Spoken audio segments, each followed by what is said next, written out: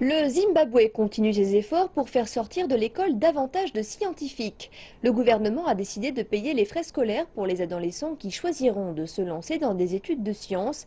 Les responsables affirment que ce programme est vital pour le développement du pays. Le gouvernement dit que l'ingénierie technologique et les mathématiques sont cruciales pour les économies africaines dans leur passage de l'industrie primaire à l'industrie secondaire. Et le Zimbabwe veut mettre toutes les chances de son côté. Nous avons réalisé qu'il y avait un manque de talent dans les sciences et technologies. L'école a produit 2000 étudiants scientifiques cette année et nous voulons qu'ils soient au moins 3500 en 2018 et qu'ils soient encore de plus en plus nombreux par la suite.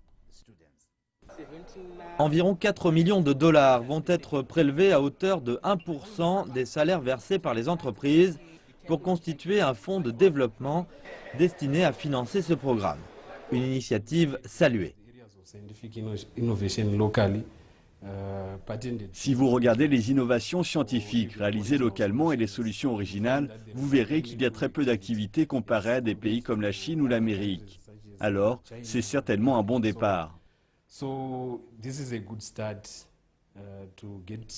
Monsieur Munedzimwe a observé lui-même le manque d'intérêt des étudiants pour les sciences, malgré des perspectives de carrière brillantes dans ce domaine.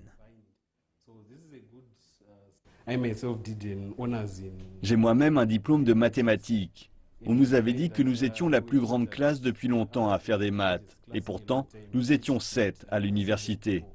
En général, c'est plutôt 2, 3 ou 4. Et en plus, ces gens partent dans le secteur de la finance ou des assurances.